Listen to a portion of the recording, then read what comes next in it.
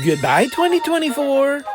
Now that he's gone, let's talk about him behind his back as Loop and Larry and their special guests Neil Temple and Virgin Radio's Backstage Ben review the pop culture phenomenon that was 2024. Hey, 2025, I hope you're listening. We have pretty big expectations. Chill out, dude. I got this.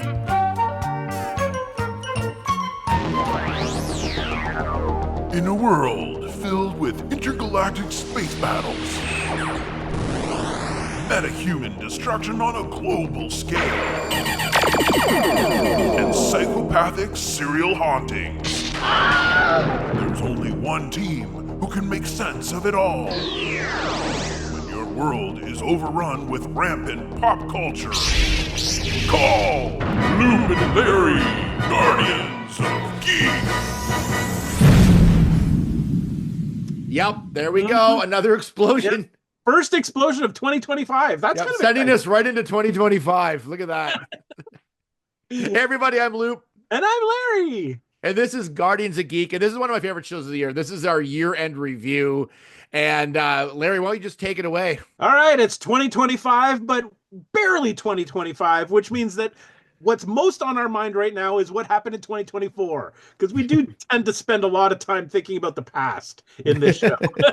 So as we've done for the past, 5 years or so, we brought back our two favorite pop culturalists to talk about all the hits and misses, the goods, the bads of the previous year. So as you probably remember, we've got Neil Temple all the way from Smiths Falls, Ontario, far, far away from us. And then we've got Backstage Ben, Virgin Radio Mornings Backstage Ben, all the way from St. Thomas, Ontario. Not quite as far. Yeah. A little closer to us. And we're gonna just jump right into it. So we're gonna start off, I believe, with our picks for movie hits and misses for 2024. Is that right, Luke? Yes, yeah? that's true. And this year we're going to break it up into 2 episodes. So we're going to do the first one will be movies, and then we have another category which is like anything goes kind of category. And this will be episode 1, and then you'll just join us for episode 2 after that for TV and what we're looking forward to in 2025. So let's get it going. And I'm excited about this. It was a great year. I thought it had a lot of fun stuff. It had about a lot of not great stuff either. I found this year it was a real mix. Stuff that I really wanted to be good wasn't that great, and vice versa, and some surprises that I wasn't expecting. So, and you probably all felt about the same. So we'll start with movies. We'll start with the hits. How about Ben? You kick this one off. This is a hard one. My list currently has 1, 2, 3, 4, 5, 6, 7, 8, 9. I have 10 because I wasn't sure I'd be in the list. And I didn't want to double up. I think overall, my biggest hit of the year would be, oh man, this is a hard one. I really enjoyed a lot of movies this year. I think my favorite one overall, though, would have to be Longlegs. As a horror fan, I adored that movie. I had incredibly high expectations for it, and it hit them all. It was great. I thought the marketing around it ahead of time was perfect. It kept a lot of intrigue. It kept a lot of mystery on what was actually happening. Then you start seeing, without getting too spoilery, you're seeing reviews and they're like, oh, comparing it with Silence of the Lambs. And how do you compare a movie with Silence of the Lambs? That's such high comparison right there. But I thought it hit everything. Anytime somebody says they didn't like it, they just thought it was too slow or too weird. That's fine. I loved every frame of that movie. I agree. That was on my list too. Yeah. I have a long list too, and that made it to the list too, as well. I just thought it was phenomenal, and I think part of the intrigue was the addition of Nicolas Cage, and the fact that he kept his image hidden, so you didn't know what he looked like. You knew he didn't look like himself, but what was going on there, and just that performance was top notch. Like it was top notch. So weird. I unabashedly love good Nick Cage, bad Nick Cage. This is definitely good Nick Cage. Yeah. And the marketing too. Like they did they attached the heart monitor to Micah Monroe because she hadn't seen Nicolas Cage in character up until their first scene together, which is like the interrogation scene. Yeah. And then, like, all marketing, but it was great because her heart rate was just flying during this scene, and so was ours. Like, I had a great experience. I was beside two women who I didn't know that were like losing their mind, but then were laughing because they were so nervous and scared throughout the whole thing. It was just great. I had a blast the whole time. Good one. Uncaged Nicolas Cage. Yeah. Love it when he plays those insane characters. Yeah. Oh, it's part of the great best, year for sure. great year for horror movies for sure. Absolutely. But Long Legs was brilliantly disturbing, and I thought about it after. I thought about it quite a bit after, It which I sticks can't with you, say for sure. for a lot of movies. So, Yeah. agreed. I didn't think it was fair to compare it to Silence of the Lambs. Like everyone was comparing it to that, and I'm like, what? It's Because not. there's somebody investigating. Like why is that everything have to be like a comparison? I thought it was a whole original movie, and I loved it from start to finish. It was great. It was definitely in my top like 5 for sure. Amazing. Yeah. Yeah. So the, good. the, the Although Silence of the Lambs was a marketing ploy to get people to Yes. think that they knew what this movie was. They Yeah. thought it was a detective thriller, and without spoiling anything, we all know it's much more than that. So Yeah. that's kind of That was brilliant all that no one spoiled that too. But it was good. Like, I mean, that intrigued me enough to really want to go see it. I'm like, wow, is this generation Silence of the Lambs? Okay, I'm in. That's all right. I didn't know what to expect, but so I mean, I thought that was worthwhile adding in their marketing plan. For sure. But you're right. It was not. It was its own thing. Thankfully, I did, just real quick to wrap this up, I did hear an interview with Nicolas Cage that said essentially he's done with those kind of characters. He said that was so much for him, and I guess he struggled with dealing with the character itself afterwards, that Wow. he was like, I can't do that anymore. That's crazy because he only had a couple of days of filming too. I remember reading that he wasn't on set, comparatively to the rest of the cast. He wasn't on set a whole lot, and No. he came in quite late in production. But I can see how acting out that character would get to you for sure. Yeah. Well, and once you see the film as a whole, then you see how impactful that character was and how like insane that character was. And maybe he's just like, you know what, I'm getting too old for that. I don't know. But anyway, totally good pick. Yeah, that's a great pick. I had a couple different picks for my top one, but I'm gonna pick one. I don't know if anyone will pick, but it's totally like a blockbuster. Is Deadpool and Wolverine. Like, I'm sorry, that was like one of the best movies of the year. It was the perfect way to present a Marvel movie. And after a bunch of duds, like it was much needed. And I just think they hit all the right, like everything they needed to hit was hit in it. And I saw it like twice at the theater. Like I couldn't get enough of that movie, and I just thought it was one of the best Marvel movies they've ever made. And it was perfect. Like it was funny. There was actually times when it was actually like a tear almost came to my eye with Wolverine near the end, and it was good. It was such a good movie, and I'm proud to say it was one of my favorite movies of the year, because I know it's a giant blockbuster, it's a popcorn movie, but it's a Marvel movie. But I thought they just did a fantastic job with it. Was that the last Deadpool? Have they said that, or No, I think I there's don't another think so. one. Yeah. Is there? Yeah. Okay. I wasn't sure. That if made way too much money. There's no way they're not throwing money at Oh, those yeah, two. It'll go on forever. That was totally one of my picks, though. Like that was one of my shortlisted picks for this year too. I adored it. I'll get to some of the other ones and possibly some misses, but in a year of like really sketchy and not great comic book movies, this was maybe the only real jewel in the crown. Great dialogue, really funny. Yeah, it was Great so well cameos. done. Yep. Yeah. Yes. Oh my god, the cameos. Yeah, it had everything, and they did well with that too, in keeping all of that secret. The cameos so real. I mean, I didn't know, and so I was like, what is happening here? Did you do that in the theater? Did you go? I did out loud. Yeah. Yeah. I was And then one also sitting- like Yeah. subverting the whole thing with the cameos too, like so many unexpected cameos. Yeah. Again, not spoiling too much, but Chris Evans shows up. You think you know where it's going, and it goes in a totally different direction. Yeah. Like all of these different. There's so many gotcha moments in the whole movie, and that makes for such a fun. I went with my wife, who has seen maybe 3 Marvel movies in her life, and she loved it. She just had a blast. It's so much fun. Everything, the tone of the whole movie is just so great that on any level of being a Marvel fan, you're gonna enjoy it. All right, Larry, what do you got? So this was, again, like Ben said, this was a struggle because there were a lot of really solid movies this year, and my list was only 5 long. but even those five, it was hard to narrow it down. But thinking long and hard about all of these movies after I have seen them, the one that stuck with me the most is The Substance.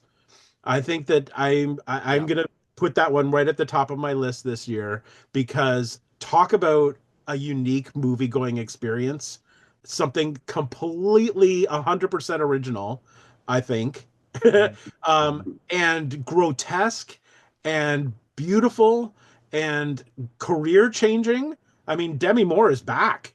Like, I mean, Yeah. she's the and I can never pronounce his name. The short round from Oh, Ki from- Hui Kwan. Yeah. yes, Yeah. she is him of this year. Yeah, she will her career is back because of this movie, but and Qualley, now I Margaret can't. Qualley, unbelievable. She's always Yeah. great. Like I find her just really fun to watch in anything she's in, but this one I just thought the two of them together were just magic. But it was just like you didn't know how gross it was going to get until it got gross. Like it was Yeah. like it seemed like this is a really cool kind of sci-fi, kind of fun, interesting thing, and then all of a sudden it turns into this just mind-blowingly crazy experience that literally, I mean, I actually at one point felt slightly nauseous, and I don't think I've ever felt that way in a movie before. Right near the end, and I don't want to spoil it because it's new enough that people may not have seen it, but it's so over the top. But the message that it's trying to, like, it's also a message movie. Like, it's not just a gore fest. Like, it's actually a message movie, and it has so much to say, and it's just. I just thought it was brilliant. I really hope it does well at the awards. Like the fact that it's up for it was up for screenplay and actor and all of the director. I think director might Well, have it was been up for Golden comedy, like and comedy, so yeah. like yeah. So I just think I Art thought it comedy, was yeah. phenomenal. It's going to be a long time before we see another of its ilk out there. I think. Yeah. Cronenberg would be proud of that movie. Yeah, he would, for I sure. couldn't Yeah. stop thinking about David Cronenberg throughout that movie. Yeah. Yeah. And yeah, Demi Moore was brilliant, and she'll probably get the Oscar. And by far most punchable character, Dennis Quaid. Like as by far, he was so good in it. Like I think he was. No one mentions him in this movie, but I thought he was fantastic and so punchable. Like just such a great character in that. I just so good. Yeah. Is he more punchable in this or in Reagan? Well, for different reasons. Really. Yeah. That was supposed to be Ray Liotta. Actually, Ray Liotta booked that gig, and then he passed away. So Dennis really? Quaid did a great job taking over the role. Yeah. I don't know. Yeah. I don't know if it would have been as good with Ray Liotta, quite honestly, because I think Dennis Quaid is smarmier. You know, I mean, Yeah. I feel like he's I hate him more. Yeah. yeah, like I mean, really, Ray Liotta's it's got a cool factor that I don't know would have worked quite as well. But he was so good. His eating, the shots of him eating were just, I mean, that was grotesque as well. Nauseous, yeah. It was like Denethor in Lord of the Rings. Yes, yeah, exactly. It's the same kind of character. It's just he only cares about one thing. Yeah, so good. Yeah, definitely top of my list for 2024. Yeah, it's fantastic. Neil. Well, I was going to say The Substance, but I'll say something different. There's really too many, right? I mean, this year was such a great year for horror movies. In my top 10 list, if I were to make one, it would be like 8 out of the 10 movies would be horror movies. I saw a crazy movie called Cuckoo the other day, which is a German and US thing, a collaboration. I recommend the movie because it's just crazy originality, but it's not my favorite of the year. If I was to pick a movie that would be, I guess, a horror movie, I won't say Dune Part 2 because, I mean, that was great, but I'm going to say Abigail. Have you guys seen that movie? Yep. I loved Abigail. I did too. Yeah, it was great. It was like simple, right? But great. And I just watched it the other day on Prime. You can watch it right now if you have Prime for free. But what I was impressed with it was the cleverness of the writing. It didn't bog down into super cheese or just super dumb characters. Like one character was dumb, right? You know, one guy, but the rest of the cast was really, really good. The little girl, the actor there, she was fantastic. And it's not a spoiler to say what happens in terms of who they kidnap, right? Because it's already in the trailers. This was the thing that was kind of a thing of contention. It was like, well, should they say that? Should they wait?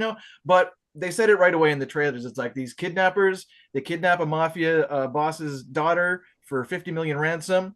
Giancarlo Esposito recruits them all, brings them all to the mansion or whatever. And when they get there, eventually they realize they've kidnapped a vampire who's just toying with them. She could escape at any time. She's like, "Oh, I'm a hurt little girl," and she's just having so much fun, playing this role. So there was so many good movies this year. I could name like 5 others that would be tied for best movie. Nosferatu's up there too, for sure. But I'll pick Abigail because not enough people have seen it, I don't think. But I'm glad you guys saw it.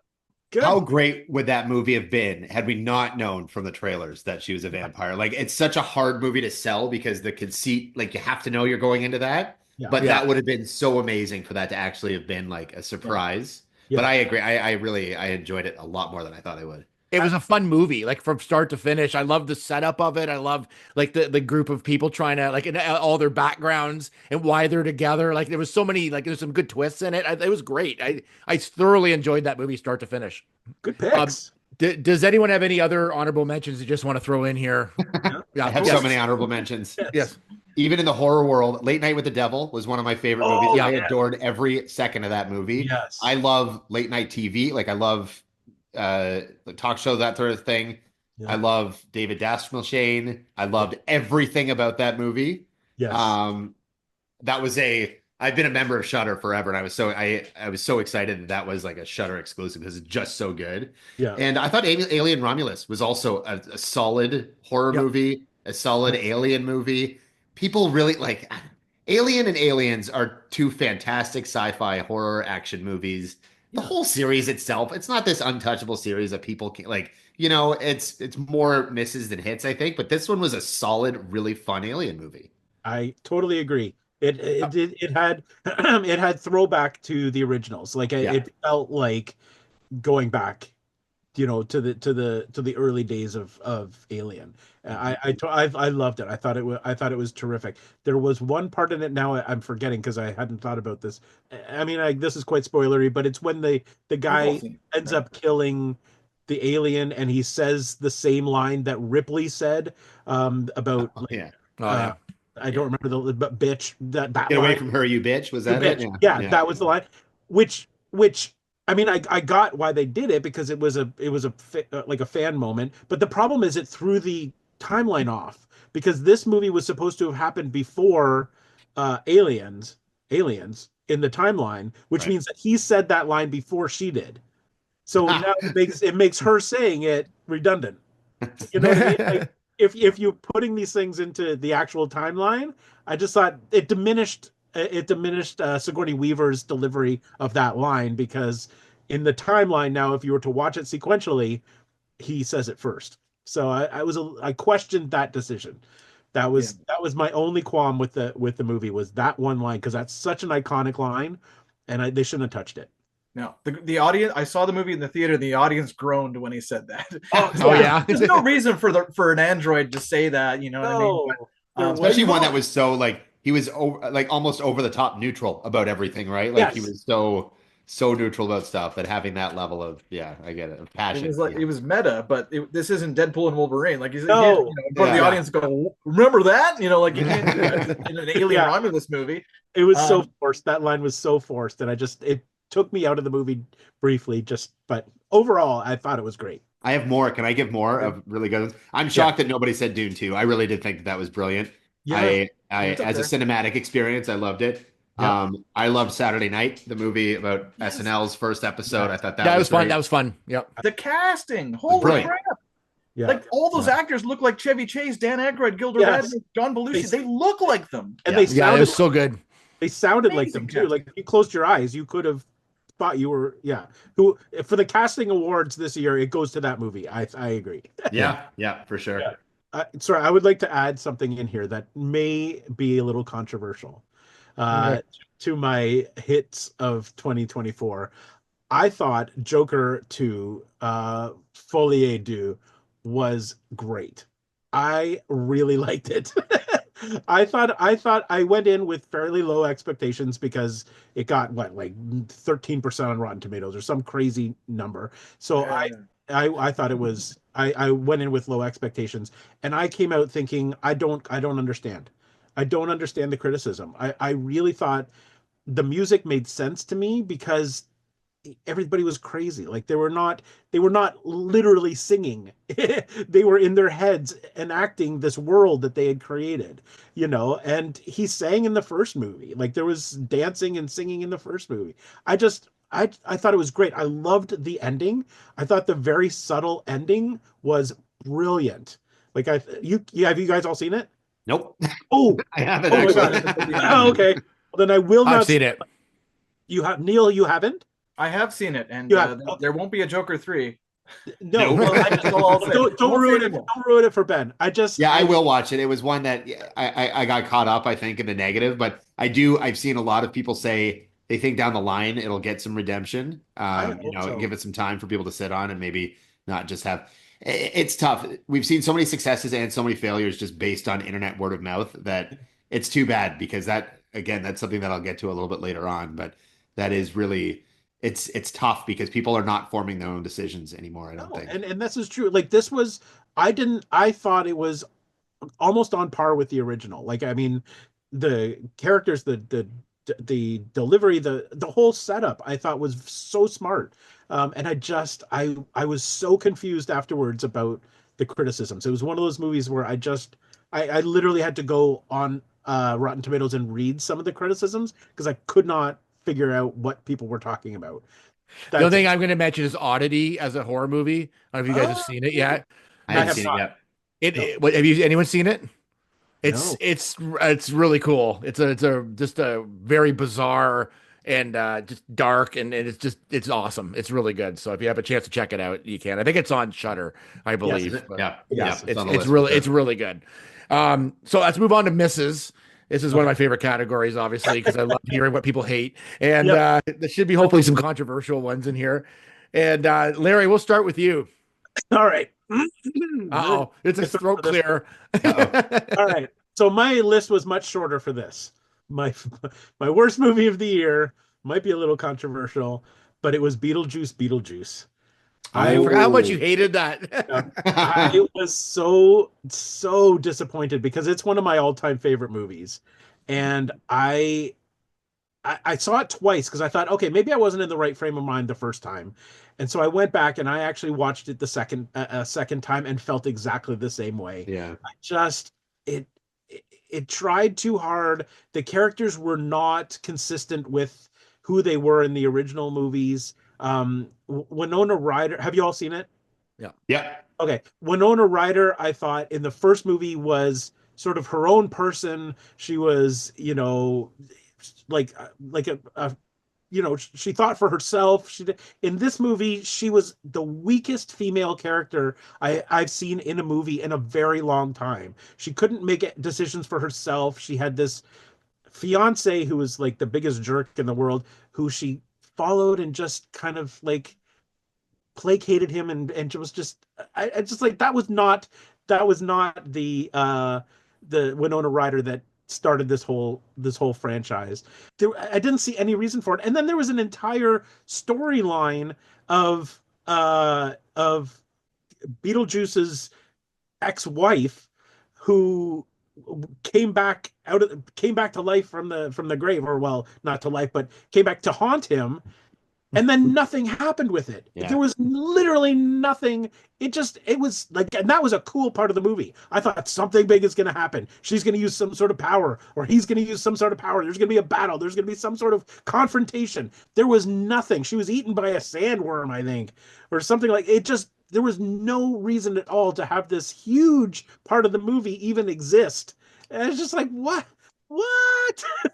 He just made it too complicated. I think that there was a huge lack of cocaine on set. Might have Yeah, had that was something to it. do with it. Yes. I've never seen like Beetlejuice was so Michael Keaton was so like laid back and reserved. There was no it felt like he didn't want to be there, which was Yes. wild to me. Yeah. It was a very polar opposite version of Beetlejuice from the original. Yes. But I agree, Larry. I was so excited to watch it, and I was so underwhelmed by so much of it. Yeah. I think Ryder is just like broken in real life. I think that she's just not like we've seen her behavior, and I just like I don't know that her returning was the best thing. I thought that Catherine O'Hara and everything that had to do with her was fantastic. She was good. Uh, Yeah. but again, like she's had her comeback right after Schitt's Creek. She's Yeah. now at the top of her game once again, I think. Yeah. Yeah, I agree. The only thing I will say is Willem Dafoe was so fun in that movie. I thought Mhm. underutilized, but just so much fun. It was one of those movies. Again, you don't want to say cameos necessarily, but it was such a star-studded event that nobody had enough time, and I think Willem Dafoe was the highlight of that movie. Yeah. I was, and it hurt me because I love Tim Burton. I love Tim Burton, and Doesn't sound like it. I don't anymore. I've given him the boot. But So odd because part of his marketing thing too, in all of his interviews, he was like, I'm not a big sequel guy. I returned to this for very personal reasons. What were those reasons? Like, I don't, what was the reason aside from money? Yeah. Yeah. He had 30 years to make the perfect movie. It sounds like they just started writing it last year and threw it together. And I don't know. So anyway, that tops my list without question. The worst movie of 2024. Neil, what's yours? This might be like a five-way tie or something. I don't know which one to choose because I've sat through a few dumb movies that I did not see in the theater because I knew they were going to be not so good. I don't listen to Rotten Tomatoes, but I do listen to a few trusted critics. So when they say something's terrible, I go, I'm not going to see this in the theater. And one such movie was Borderlands, the video game adaptation Yeah. with, I mean, nothing against the cast or Eli Roth, who directed it. He's made some good movies, but it just seemed to be like every sequence that they made in the movie, almost every sequence seemed to fail in terms of having any kind of kinetic, like anything. It all felt like it was just like a waste of money. It was just like, you know what I mean? Like when things just don't sing, when the sound and vision don't line up like they do in a lot of better movies, and it's just bad idea, poor taste, lowbrow humor. Jack Black is this annoying claptrap robot. Yep. I thought that was like, I like Jack Black too. I got no beef with Jack Black. Of course, I don't think he's annoying normally, but the character, what they had him do, it's just too much yelling and too much, just too much noise. And maybe I'm getting old, but but I thought the movie was just noisy and annoying. Yeah. I just went like, this is terrible. I sat through Madam Web, but that was not good. I avoided Craven the Hunter, like any movies that, Joker Folia, like movies that have the worst reviews just from everywhere except for Larry. But yeah, I'm gonna go with Borderlands as my least favorite. Beetlejuice is nowhere near the bottom. I thought that was okay. I thought it was like, it's a legacy sequel. What are they going to do with Beetlejuice? I don't know, but there were too many antagonists. I mean, I will say that about Beetlejuice. I did like Keaton. I did like Winona Ryder in the movie, but I did think there was one too many bad guys, to deal with, because it's like, well, Beetlejuice is the bad guy, right? No, he's just the trouble. And then you got this evil, and you got this evil over here, and it's like, oh, okay. And they had to get rid of one evil real quick, and they did it too quickly. So yeah, I agree with, like, it's not a great movie, but I didn't hate it. Definitely the three or four movies I mentioned were way worse in my books. But Borderlands was just, this could have been something, it could have been like, and you look at Fallout, the TV show, it was brilliantly done, but they didn't make Borderlands the worst thing ever. So I was just really disappointed that they didn't make something cool about a cool video game series. I hate when they have like a stellar cast, like a really good cast, and then it gets wasted. There was zero chemistry. It's like a sports team buying all the best players, but they don't have any chemistry together, and they don't win because they don't. That's what I felt like this movie was, and it was loud and just unnecessarily. Like there was no heart to it. It was just these characters running around yelling, and it wasn't great. Like I agree. I tried to like it, couldn't like it. No. I've just real quick. I've sort of made it a little bit of a mission of mine now to go see the worst movies, the worst review movies, because I feel like there's no way they can be as bad as everybody's saying. So I went to see Madam Web in the theater because I had to see for myself, and it was, you know what, it was terrible. It was absolutely terrible, but it was so bad. It was funny. I literally laughed like I had a great time in the theater because I laughed at that movie out loud many, many times because of just how bad the writing was. But anyway, that's so I really wanted to go see Borderlands for the same reason. I was like, this is getting terrible reviews. I really need to see it. I didn't get out, but that is my mission now, is to go support all the movies that are getting bad reviews, just so I can say I agree Saddest. or disagree. Larry, That's you're how the I reason feel they about brought Morbius Craven. back to theaters, huh? Yep, exactly. I want to see Craven the Hunter just because it's Just supposed because, to be yeah. so Well, bad. I did the same thing with Morbius. I went to see it only Oh. because it was getting Oh. horrible reviews. It's like, yeah, it can't be that bad. Oh yeah. No, it is. Borderlands All is the right, worst. Ben, what do you got? My miss, so we've kind of covered a lot, most comic book movies of the year. I think were misses. My miss is not, again, it's similar to Larry, I think, in that Beetlejuice, not the worst movie of the year. This was certainly not the worst movie of the year, but it was just such a disappointment. And that was Ghostbusters, Frozen Empire. I am just such a huge Ghostbusters fan. And I loved Afterlife. I really thought that they were on the right track with this. But they kind of Ghostbusters 2 did. And I really liked Ghostbusters 2, but it's a lot of, it's just more of everything, right? And it just, none of it was cohesive enough.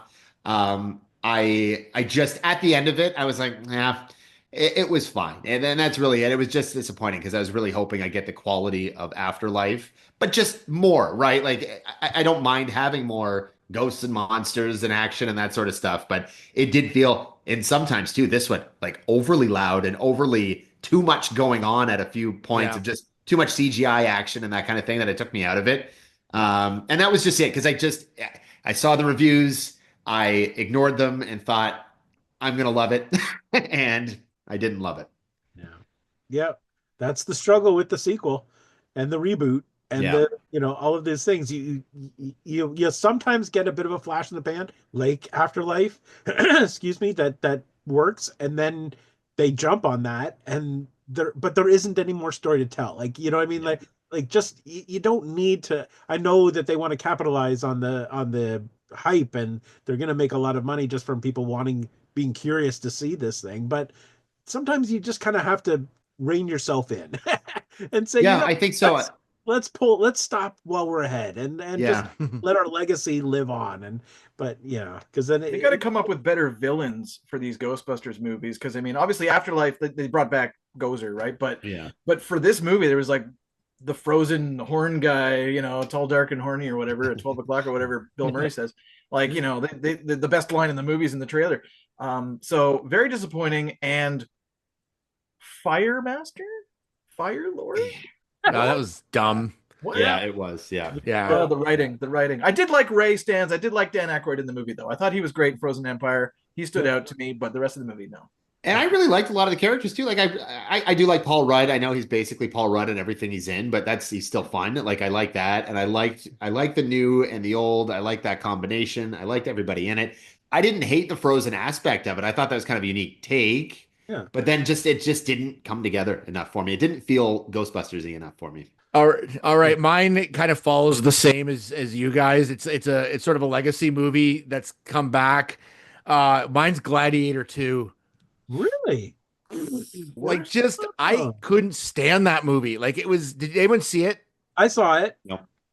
I actually saw it like a week or so ago. Yeah, again, another movie they try to do too much with. There was no extra story for me that needed to be told. At one point, they flood the entire like stadium and have like battleships battling in it, and I'm like, how in the hell would they ever do that? Like, at least there was some sort of in the first movie. But I got to stop you there. That actually happened. Yeah. Not to that extent. Yeah, that's No, I don't think they didn't bring in sharks, but they did did. bring in- Yeah, They like did that's what I flood the mean. Like, it stadiums, was yeah. just stupid. Cool. But they did flood the Colosseum and bring in ships and have actual like That's a sea lie. thing.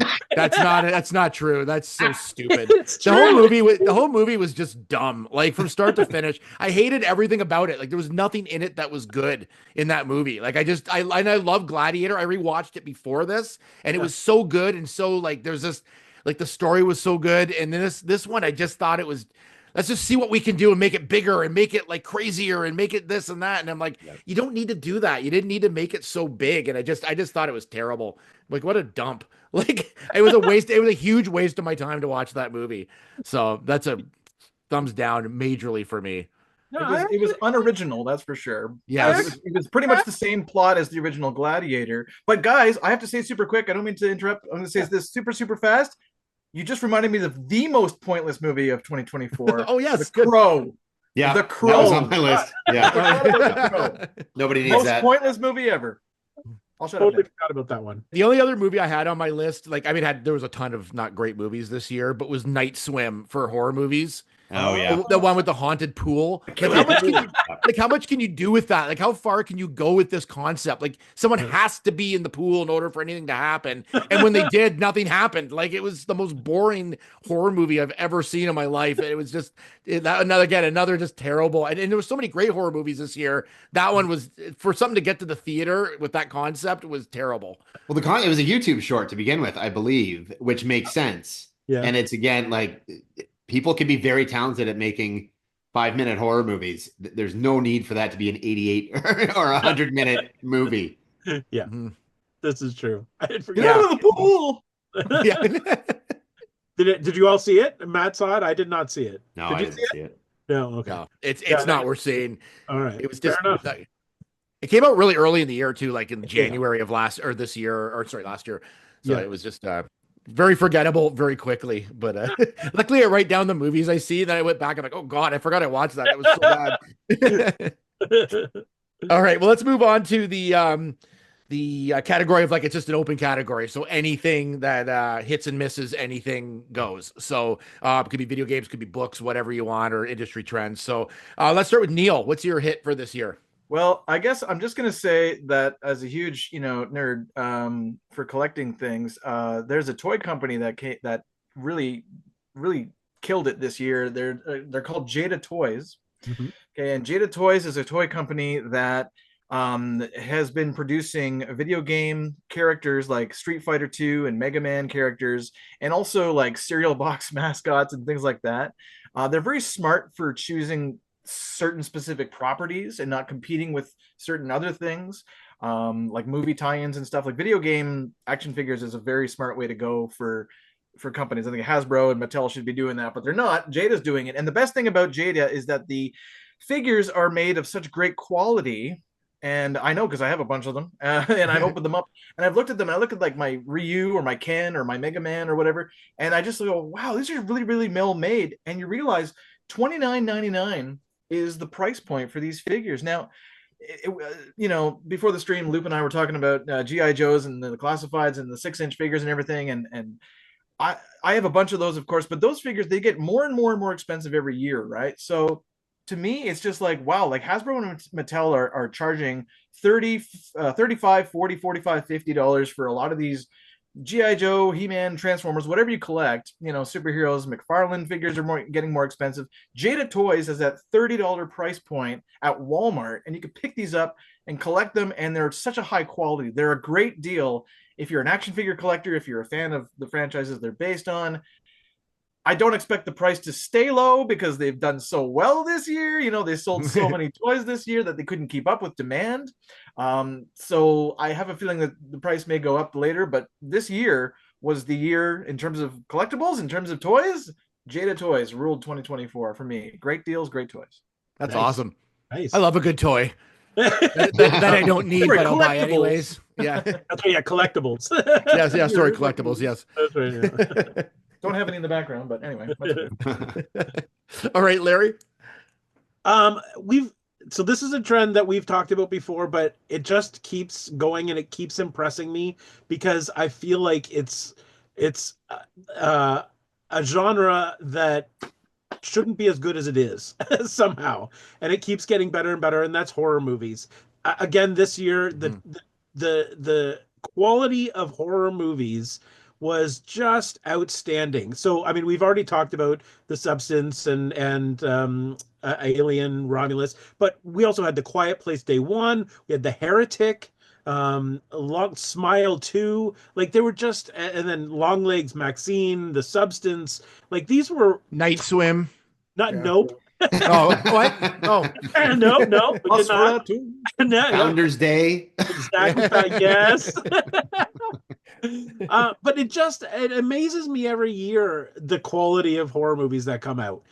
I think, and what horror's done that so many other genres have done in the past is it's got layers now. Like there's cheesy slashers that's always going to come out. There's over the top gore fests that don't have a lot of substance. But then there are thinkers, and those are I think those are the ones, the ones that kind of really make some people upset. Longlegs was so divisive because it wasn't a big slasher. There wasn't a ton of violence and gore, and it was gross and grody, but you just felt icky throughout the whole thing. It wasn't super violent. Yeah. It has those layers of like, sure, there's highbrow comedies out there, but then there's American Pies, and then in dramas there's the tween melodramas versus legitimate high art kind of things. Horror has those layers now that I don't think it had, and that's where you don't want to credit one person or a couple of people, but I think Robert Eggers had a big part of it, and I think Ari Aster had a big part of it, and they're the ones that showed that you make a legitimate, well-made, deep, and affecting horror movie. Yeah, absolutely. And I would credit those two. Like I really They had a big think part of it, yeah. I really think that they brought the genre back a little bit, as well to some degree. Andy Muschietti with the It, like I think that he Absolutely changed the look and feel of horror movies with his presentation of a Stephen King movie, which generally are bad. So I think you can put in one hand the auteurs who are creating these works of art, but if it's inspiring new directors and new producers and new writers, great. Like bring on more of that. And even in the experimental stuff, like in A Violent Nature, like the one where it's from the perspective of the killer, not the greatest movie, but it was a great attempt, and I thought it was interesting in a way. Like, so I think those movies too, like, need to be acknowledged as well. They're not always like huge, massive hit, but they're at least they're experimenting and trying some different things that maybe we haven't seen before. And there's one great kill in that movie, by the way, as well. But wild, yeah, yeah. I loved it. There was so many great horror this year, and like I said, like before, like The Oddity was such a weird movie. Like movies that aren't from even America, like all these other countries have these great horror movies that are so interesting and so cool. So yeah, and Terrifier 3. And Terrifier 3, yeah. I didn't mind Terrifier 3, but it's just too much. Like he needs to back off on the history. I just want to see him kill people. Like that's all I need to see. All right, so mine's a bit of a trend, but it's the quickness of movies from the theater to on demand. And I'll say that because there's been movies that like literally have been in the theater and they're still in the theater, but I can watch them at home. And of course, theater is my number one if I have to go see a movie, but occasionally movies you just can't see in the theater for whatever reason. And I'll rent them on demand because it's going to cost me the same as it would have to go to the theater. But I love the fact that like movies now are so quick. It may not be on like physical media for 3 months or 4 months, but they're literally like Gladiator 2 was a good example of one that was in the theater. I watched it at home because it just like, and then quickly deleted it. But it came to my like it was just on demand within like 2 weeks of it coming out at the theater. And I don't know, like I think it's just a great trend if you're into movies and you really want to see something, because we can't get to the theater all the time, but you can kind of watch it on your own. You can watch half and then finish it or whatever. So. And for small towners too, that's always a big thing. As somebody who's born in Chatham, I'd have to drive to London or Windsor to go see a lot of movies that I wanted to see. And even in St. Thomas, to go to London's not a big deal, but I didn't see Saturday Night Live or Saturday Night in theaters because I couldn't find it in theaters when I could. But it was available, through the Cineplex store or whatever, and I ended up watching it through that. And that's it's super handy. Yeah, that's been good. And it's funny for us because we're all in this relatively similar age group. And back in the day, when a movie came out within like a year of being in the theater, you got super excited. When you could rent that thing within the year, I don't even have to wait a whole year to get it at that's fantastic. Or drop $89 for the VHS tape. Yes, yeah, exactly. Yeah. And now it's literally like weeks. Like it's everything is so easily consumed nowadays. It's the choices are there. Ben, what do you think? I may be completely alone on this in this group, but I'm a huge Legend of Zelda fan. Oh, that's right. That's right. Yeah, it's the hat, it's the tattoos. I've got some. Yeah. But they kind of surprised fans by dropping a new video game this year on the Switch. And this is after, Breath of the Wild and Tears of the Kingdom were great huge, gigantic games.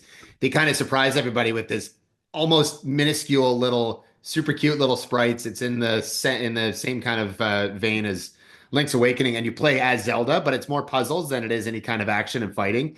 And at first, I was like, "Oh, new Zelda game! I'm totally in." And I started playing it with my son, and so addictive, so fun, but just it's almost like a cozy game, like there's the stakes are low. It's super easy. You go through it, you get some more Legend of Zelda Hyrule lore and all that sort of thing.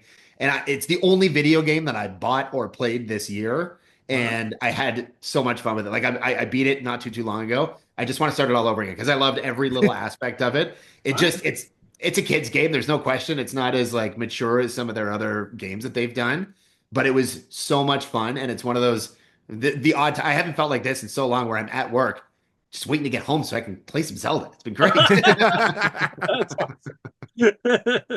Oh, Beautiful. look at that. There it is. The work of art. Oh, that's a classic. I love it. I'm a retro collector again, so Yeah. Oh, I've got a shrine in my basement of all Zelda stuff. That's classic. So good. right on. Amazing. All right.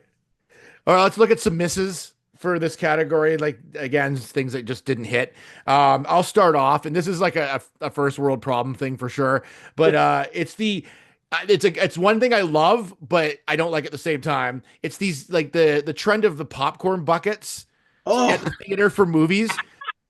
I love them. I think they're a phenomenal idea. They're never available. I've never been able to get one. Every time I was there the second night at Silver City for Nosferatu because I wanted to get the coffin. Not available. Then why are they advertising them? Why are they up there on their screen showing them? Like I want some of these things, but I cannot get them. Like they're just not there. Like what do they have? Like six of them to each theater or something? Or I don't know. Was it sold out when you went, or they just didn't have it at all? Well, they just said they said it was sold out. But they had a whole bunch. I'm like really? Like it's like you must have had like 10. Like there's no way. You know what's happening is that these things are becoming like they're hard enough to get to start with that people are coming in and buying them up and putting them on eBay like first day. Because I tried to do the same thing for Dune when Dune came out and to get that ridiculous one. And why? What'd you want it for? Just as fun. One thing to put out on your table. Keep things in, Please keep your hands on screen, please, for the soul. But they had it when I was there, and then I saw it in person. I was like, realistically, what will I do with this? Like I could buy it. Oh, you know. Once or twice I'd use it for whatever. I put it in a drawer. So I ended up not getting it, and then my son went the next day, and they were gone, and he decided to take a look on eBay. So this is like a day after they launched. They were gone. They were selling for $400. He was like, "Why didn't you get it? Like you should have just gotten it and then listed it for." But that's what's happening. That's the problem is that they're making these things so desirable and in such limited quantities that it's impossible. It's like Ticket Scalper or like bots who are buying up tickets and scalping them. It's the same. It does seem like another level of marketing. Really, I did think the Wolverine and Deadpool one was hilarious. Just the way that they had an ad just for the popcorn bucket where he's like caressing his face and all that sort of thing. It was really weird. But it does seem like it's just another level of marketing for these movies. I get the fun ones. There have been some where I'm like, why is this movie? I thought Nosferatu was an interesting choice. That's like a $60 sarcophagus you have to buy for this popcorn bucket. Like it's wild. But you're right. Like, why would that movie have a popcorn bucket? Like that's not a blockbuster popcorn movie. Like exactly, yeah. But it's a cool coffin. Why wouldn't you want that? It's a cool coffin, but I mean, it doesn't seem like. Well, obviously, I was going to say it doesn't seem like the audience who would go and see that movie would want that. But obviously, I'm wrong because Loop did. For Night Swim, they had an above ground pool. And you could put all the popcorn in it. So I got that one. But... One free refill. Yeah. Yeah, but you're right. Ben, what about you? My miss, it's just an unfortunate trend that I found this year, and it was at the box office, and it was basically any like unique new IP that they tried, like any kind of independent movie, everything flopped that seemed like it was interesting. Some deservedly, I think Argyle was like it never was meant to be a gigantic blockbuster, but I was sad to see how badly it was received. Love Lies Bleeding was another one that I thought was a fantastic movie Yeah, that like that. it went nowhere in the box office. And like on and on. Horizon is another one like that as a unique movie coming out of Kevin Costner's brain. I hesitate to say Fall Guy. I know that it was based on an old TV show. I don't know how many people knew that. So if you Yeah. consider that as a unique IP, it didn't do well. That movie was so much fun. It had the star power. People aren't going to the theaters to see movies that they're not familiar with at this point, I think. And that's really unfortunate. And I know that I think we've talked in podcasts in the past about, those mid-range, mid-budget, Fox Searchlight or, the old Dimension movies, that kind of thing. Those are all just straight to Netflix. Like they'll buy those up and you can see a lot better movies on Netflix, but then you have to wade through a lot of real crap on Netflix too for that sort of thing. So it's sad that sometimes when you're looking at what's in the theaters, it's a fourth or fifth of a series of movies. It's another absolutely soulless comic book movies. Don't get me wrong. I love the good comic book movies, but this year, as we've already mentioned, like there was nothing that aside from Deadpool and Wolverine that really hit as far as a good comic book movie. It was sad to see because that does, I think, sap a lot of the creativity out of what we'll see at the box office because they're not marketable at this point. Yeah. Neil. I didn't have any grievances. There were the bad movies and there were some bad TV shows as well, and I'm sure we'll get to that. Celebrities are charging too much at conventions. Like Yeah. Well, and I had a concerts, 5-minute yeah. I had a wonderful 5-minute conversation with Elijah Wood this year at Ottawa Comic Con. We talked a little bit about. I asked him about Alien Romulus because he worked with an actor who is sort of in Alien Romulus, if you know what I mean. You guys have all seen Alien Romulus, Yeah. right? Mhm. Yeah. Okay. So Ian Holm, they bring Oh, him yeah. back as like an Ash, kind of like another version of Ash, a different robot. Yeah. And when I asked Elijah Wood about that, he said, "Oh yeah, no." It's like he didn't like that at all because he used to Yeah. work with the man, right? So A lot of people that's didn't not like really a that. downer. I just want to say that it is getting a ridiculous in terms of prices. We had to split the selfie with Elijah because he was charging a lot, but I don't blame him. He's a star. But every year, the inflation for everything goes up, and it's no different for these Yeah. It's for these expensive. celebrity guest appearances. Absolutely. So Yeah. anyway, I spent my fair share of money this year on photos. That's for sure. It is. It gets Anything- expensive. Anything fun, it's all expensive. Like concerts are the same way. We've seen prices skyrocket to go out and do anything that you want to do, really. So Yeah. I get it. It's true. Yep. It's the world we live in. Yeah. All right, Larry. So we've already sort of touched on this, but the thing that upset me most this year was the negative press that movies were getting that kept people away from them. And specifically Joker 2. It got such bad press or such bad reviews and such negativity thrown at it that people stayed away. But I just it's a shame. Like it's a shame that I mean, there has to be a forum for people to to voice their opinions about movies, and of course that's a reasonable thing. But I think when it gets to the level of actually ruining a piece of art for others before you've even seen it, before it's even out there, I think that's a problem. And it really struck me this year when it came to Joker, because I almost didn't go see it because of the negativity that was surrounding it before it even came out, or just after it came out. And it almost kept me away, and I would have missed out on an event that I really enjoyed because we pay attention to these people. So I mean, and I don't need to pay attention to them. It's just what I've been trained to do is to read the reviews and to listen to what people who have seen the movies say, going in. So, I mean, part of that is on me, but I just find that it's a shame that there's so much of that, and I'm sure that there are movies out there that I would have liked or I would have enjoyed, but just avoided because of this. That's why I made it my mission to go see these movies that are getting terrible reviews, because maybe they're wrong. Maybe there's a bot out there that is just populating these sites with negative Well, reviews, to me, I think it's like the memification of just anything. Like everybody climbs on board of how terrible a movie could be. That's the Morbius thing stuck out to me because a so bad, it's funny kind of movie. But Sony actually thinking that they could bring it back to theaters because there was that level of interest, because the internet was on fire with how much people wanted to go see it again.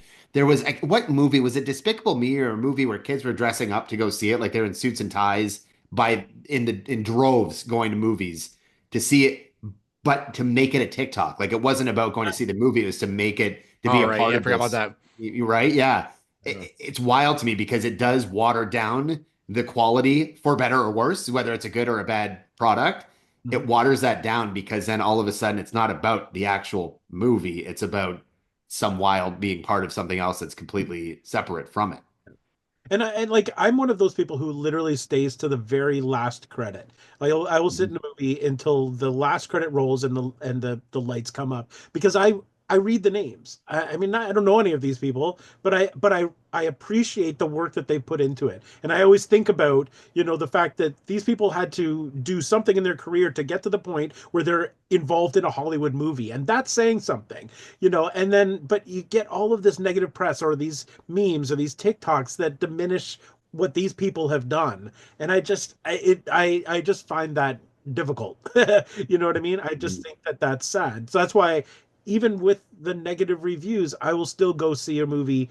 I may hate it as well, but I feel like they somebody put effort into it. So they did what they thought they should do. I mean, whether they were kiboshed by the studio or something along the way went sideways, it's still somebody's project. It's still somebody's labor of love. And I think, it doesn't, things don't deserve to be torn apart like that, without, and sort of condemning people for going to see it because why did you go see that? It was terrible. Like, I just feel like that. So it really struck me with Joker 2 this year, that was a big deal. And it's been happening for years, but that one just kind of brought it to the forefront for me. So yeah, I think it's a combination of laziness and then the fear of wasting your time, wasting your money, right? Because it's like, oh, I don't want to go to the movie theater if this guy says the movie sucks. It's like, well, okay, that's one opinion, and if you really trust that opinion, then you might go that way, right? So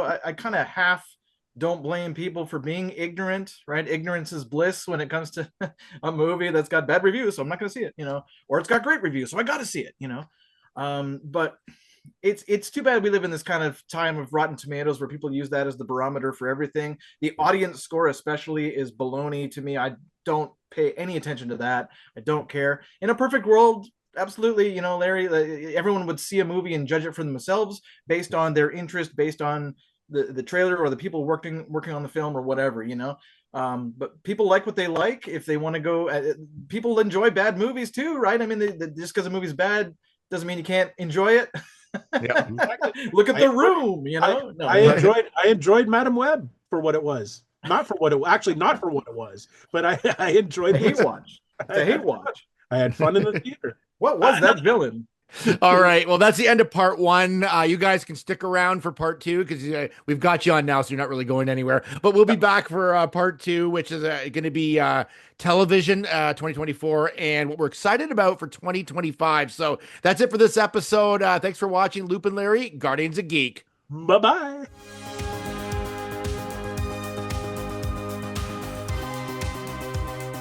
Produced by Matthew C. Loop and Lawrence Simner.